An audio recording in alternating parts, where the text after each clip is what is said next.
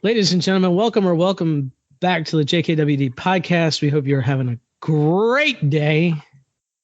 Tony the Tiger, great. How do you like that? Great.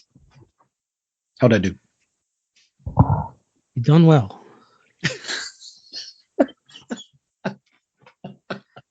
How you doing today, sir? No walls shook or anything. It was just, I remember Tony. Oh, that was Woody. Sorry. That's different. Anyway, I'm doing well. It's good. Things are nice here. It's a nice temperature. Oh my, it's beautiful outside. And I'm in here talking to you because, it's just, I don't know what's better, walking out in the sunshine or communing with Josh here. If I'm honest, probably walking in the sunshine, but I appreciate that you're putting us on the same level. I can always go out later. That's true. And it looks like a lovely day behind you on Onondaga Lake. But, yeah, it probably looks like that down on Onondaga Lake today too. Yeah, maybe I'll go down there and look, and I'll take another. There you picture. Go. Take another picture. That's an idea. There you go. We come back with another virtual background next week, and there you go. See if I notice that it's your neighborhood lake. For real. So how about you? How are you today? Things are good today. If you listened last week, then you're hearing us just about an hour later. So coming down off that runner's high a little bit, but I've got some coffee and some water and an energy drink, and I'll probably be babbling by the middle of this podcast. But well, there you go. Not like we've ever babbled before. No, never. No, so we're brought to you today by Vitamin K Daily. Go to vitaminkdaily.com. Get yourself 4 weeks free.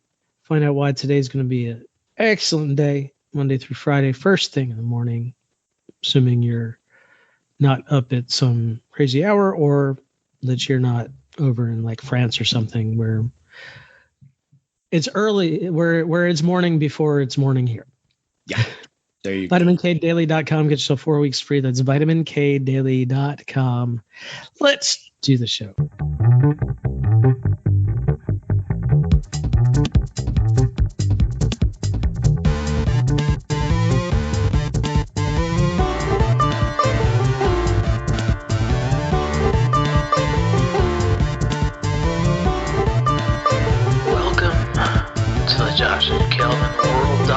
Podcast, where we talk about better humanhood and teach you how to dominate your world. You ready?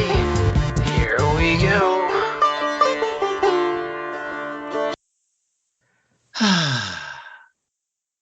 Good morning once again. Hi. And it is a good morning for another minute. Oh, now it's good afternoon. You like the way we track that. Anyway, so joined us for a transition in our day. That's pretty awesome. There you go. Life moves on, even on a podcast world. That's right. So, our topic for today, Mr. Shear. Well, we were talking in between recordings about how the things that some people say annoy you.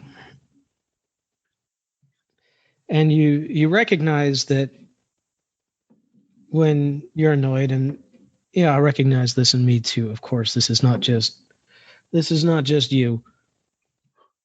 If something annoys you that somebody else does, it's probably because you're doing the same crap. It could be. I didn't hear it exactly that way, but I've heard it more than once. That chances are, if we dislike, not all the time, because some people are just jerks, and I'm decidedly not just a jerk. I'm a special kind of jerk. No. Anyway, that there is something about that person or something about their behavior or their attitude that we don't like. And subconsciously, it reminds us of us. And we're not talking about, we don't like that. Like, you shouldn't be, beating up your sister. Like, you're talking about something that kind of nags at you. Yeah. There's this one fellow, I shan't give his name because millions love him, but he just rubs me the wrong way. And I listen to him. He's got good stuff to say. I mean, he's rich. He's incredibly rich, very successful person in a lot of circles. So you'd think that just because he said it, I'd be like, oh, gotta get to that. And I'm just like, God, you annoy me. Or more appropriately, I'm just annoyed by you. And I'm trying to figure out, because I've known this concept, and I think we learned about it first back in MKMMA when we were having that. And I'm like, I don't see what in me, what might be annoying me about him, but yet I have to look at that as a possibility because I have been acquainted with that. And of course, whatever it is I'm not liking is most likely subliminal. So I've got to dig to find out what it is. Let me try and come up with an example just so I can illustrate it. Okay. My daughter has started to do this thing. She requires her blanket covering her in a certain way at night to go to sleep. And you can be sure 2 minutes after I've left the bedroom, after I've gotten the blanket just right, she will kick that blanket off and get all tangled up in it and then start screaming for me to come back and fix it. She does this 2 or 3 times a night. You know, the first time I come in until you get one freebie. So I snuggle her, put the blanket back on. Second time I have to go in, I don't snuggle her. I just tell her, get comfortable, go to sleep, put the blanket back on her.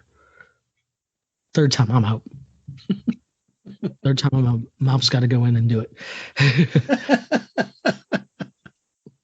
I'm like, well, why is that so annoying to me? Because, you know, I'm sure she does it on purpose. She's 2. Come on. She's 2. Well, she's 2. She's almost 3, though. You know, she's got advanced skills. Right. But I have to think that the reason that annoys me so much is because I must have something in me that does the same crap. Got to have something just right. If it's not just right, I want to yell about it. I don't, because I'm almost 45 and I don't get to, you know, cry aloud about ridiculous things like that. I mean, I could, but I've met some people recently I wish you could teach that to.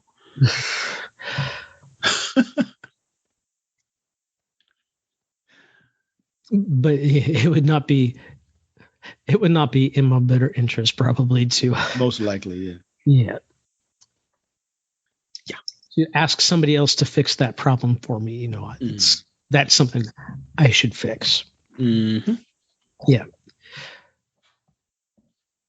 So looking in the mirror on that, fix it for myself, maybe it'll annoy me less. Could be. But I guess the real question with this, especially, you know, is how to figure out what it is that's tripping my trigger or not tripping my trigger. I don't know, because I'm a very nice man, in my opinion, and in the opinions of many others. I listen well. I uplift people. I make them feel good. I don't beat anybody down, at least not out loud. So it's like, it may be a research project. How do I find out what it is I'm objecting to, or how to transform it so that either it doesn't bother me, or the simplest thing is just to let it go. But if I'm letting it go and I'm going to run into it with another person who has that trait that I'm not liking, so if I've got it, I need to either find it and make peace with it, get rid of it, or at least understand it.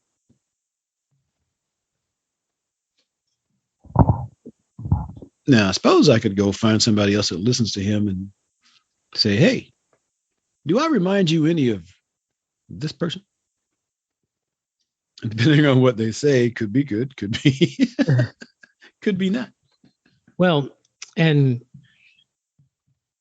in the explorative sense, you're hoping for not, right? You want them to, you want them to point out the thing. You don't want to hear it, but you want them to point out the thing that I need to know it's there, that bothers you. Yeah. So I haven't figured out how to fix that yet. But and I couldn't do that with you this morning because you don't know the person that I was. That's right. So. James Fallon is a psychiatrist by training, and I think he's more of a neuroscientist, I guess. And he was asked to look at the brain scan of a serial killer, see if there was anything in his brain scan that stood out. And immediately there was. He said, oh, this right here, this is, this right here where there are no neurons firing, that's normally where people feel empathy. So this person doesn't feel empathy. And he's doing more research, and he finds that this is a pattern in people with, a trait that he'll call, let's call it psychopathic. He can immediately identify the scans of somebody who is a convicted serial killer versus versus control scans versus scans of just average people off the street. And then he picked up some scans that he had done unrelated to any of that research. Him and his family, he had been doing some dementia research. And he looked at his own scan and he's like, hey, this looks a lot like those psychopaths. And so he starts emailing his friends. Says, hey, I noticed that I have these traits that, in my brain that these psychopaths have. Do you notice anything in me that can you give me some feedback on me as a friend? And some people were like, oh, you have that gene, I'm out. Totally ended their friendship. And some of them said things like, well, when we invite you to dinner, you always wait until the last minute. Like you're waiting for a better offer. Before you accept our invitation. So we always invite other people just in case you decide last minute not to come. And things like that. So he was able to do some self-reflection on that. So it wasn't until he got feedback from other people on that particular thing that he was starting to explore about himself, that he was able to say, oh, well, how can I be better at this thing? Or how can I not display this trait that seemed to be kind of ingrained, and then also kind of look back at his life and say, well, how did I end up not being a serial killer? Given that I share that trait with, that particular lack of firing neurons with with people who have killed multiple people. Yeah. For the record, I haven't done that. Okay, well, that's good. At least not that you're willing to admit on recording. Yeah, that too. But that has to be a difficult period of self-reflection. Mm-hmm. He had the benefit of, okay, well, this appears to be something that is built within me. How does it manifest in the world? You and me, we don't have that. We don't have that benefit. We're not looking at a brain scan going, okay, well, there should be a problem right here. Let me see if I can talk to somebody and find out exactly how that problem is manifesting. We're trying to find it through avoiding self-reflection. Is that what we're doing? I self-reflect. Yeah, do you self-reflect on the things that annoy you in that other guy? Well, I haven't found them in me yet, but so I don't know. Yeah, right. That I try. I mean, I think of it. I'll think of myself. Let me see. This is what I do. This is how I do it. This is how I talk to people. This is I don't feel like that kind of jerk. They don't respond to me like I'm that kind of jerk. Maybe they're just scared to tell me. You can. There's a big rabbit hole there. You can go down. Well, there is, sure. You can definitely spiral yourself out of control, but getting that feedback from people too. It's amazing that when you come to people with that vulnerability to say, mm-hmm. Hey, how could I do this better? Mm-hmm. You get some good answers. Sometimes. As long as you're asking the right generally. Yeah, that's the right question. I did an exercise once where I I put out a thing on Facebook that said, when you think about me, or when I come to mind, what are the first three things that come to mind? And had people tell me that. I had, and most of it was good. Most of it was positive. You're upbeat. You're caring, stuff like that. I had a couple that one guy said, having a little bit of ego, are we? but that was from a guy who was, I thought, really egotistical. Oh, really? So he saw something in you that is present in himself. Right? Yeah, good point. Good point. Yeah. So, and I did that. So I have to go back through the list and see, because I think probably 150 people answered me. Only pick out the people who you think know you pretty well, because they're the ones more likely to give you honest answers. Oh yeah. These were, yeah, most of them. I haven't been on Facebook a lot lately. So the people who were there, it's amazing who is there, though, strangely enough, because I heard from people I hadn't heard from in a really, really long time.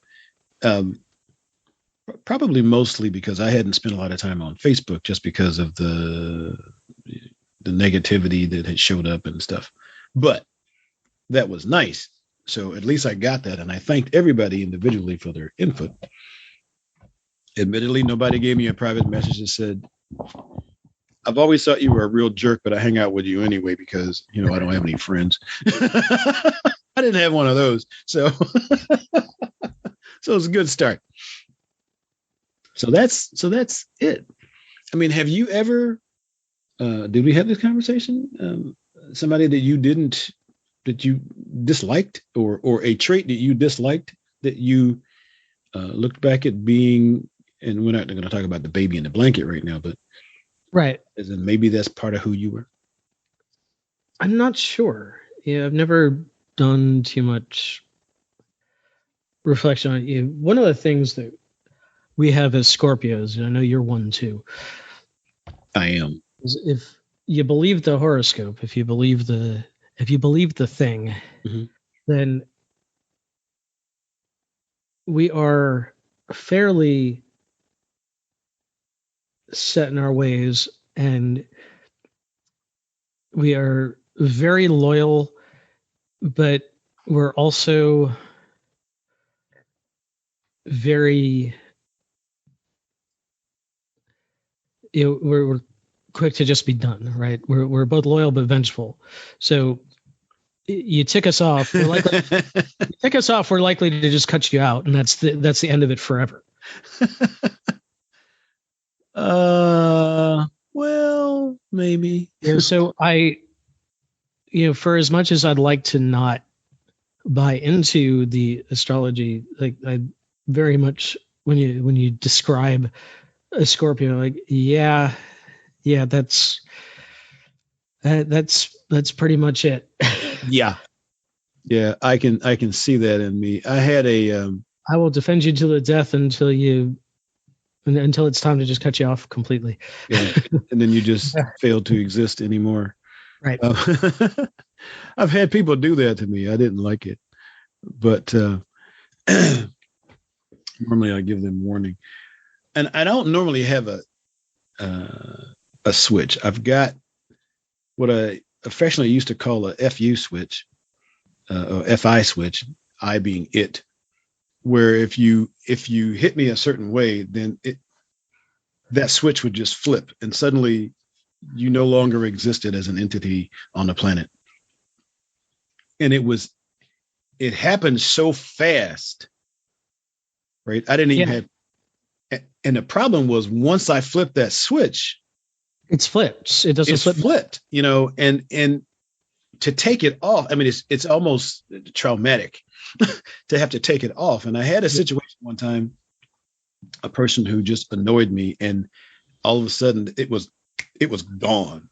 And another friend of mine, because I told them, and they're like, "Are you out of your mind?"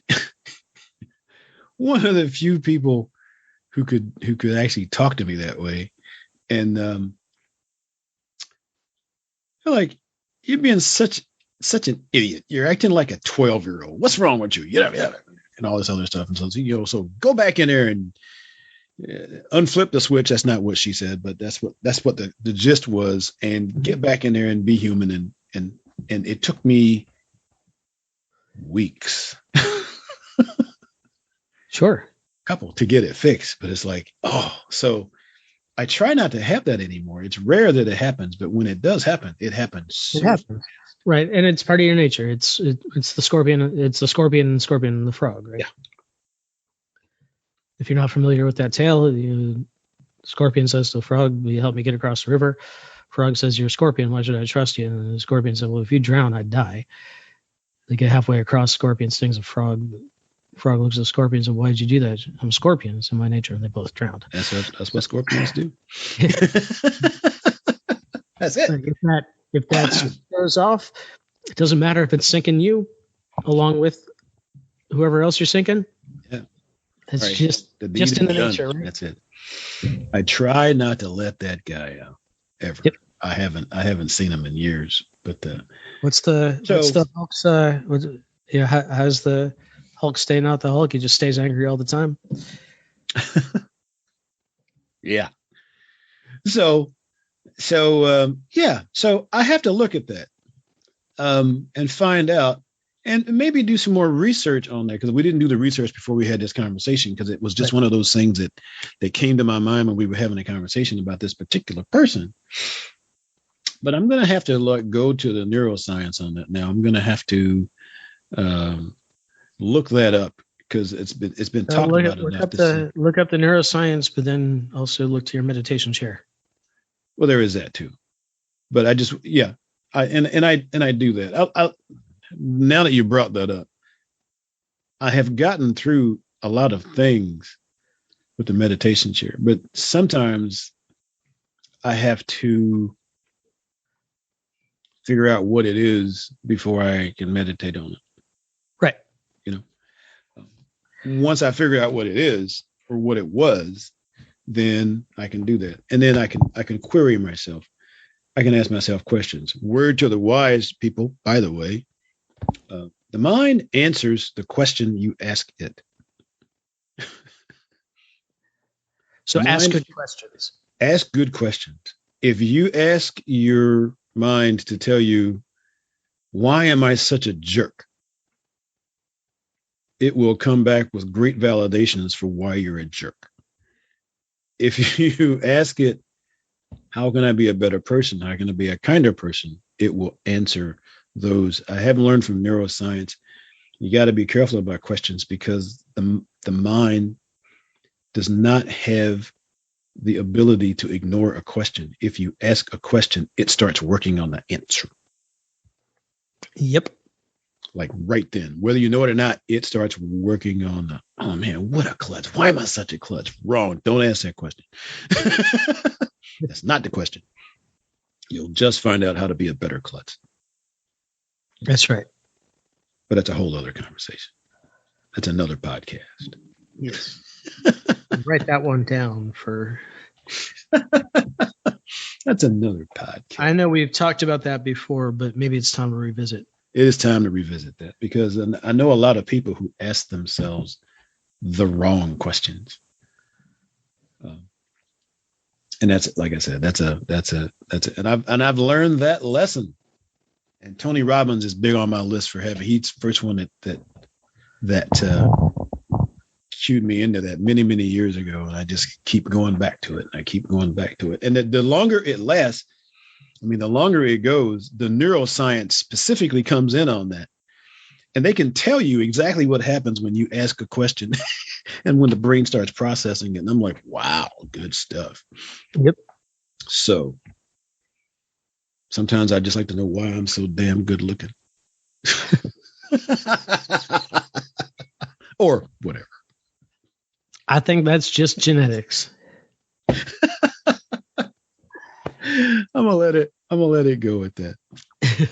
So anyway, I don't know if we had any good answers for that or not, but there's some good thought in that stuff. When you find somebody and they irritate you or whatever,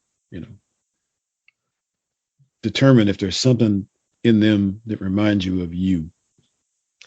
Yeah. And see if we can fix that. I'll do some more research. Maybe we'll have a follow-up podcast one of these days when we've done the deeper research. All right. Sounds like a plan. VitaminKDaily.com. Get yourself 4 weeks free. JKWDpodcast.com for show notes for this and all our other episodes. Help other people find our podcast by rating, reviewing, and sharing the podcast from your favorite podcast app. We will see you next time. Bye-bye.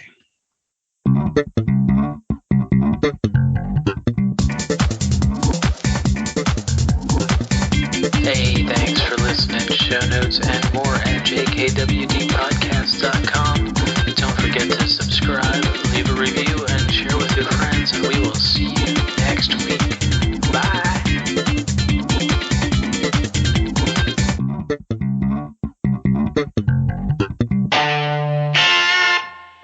A Better Humanhood production.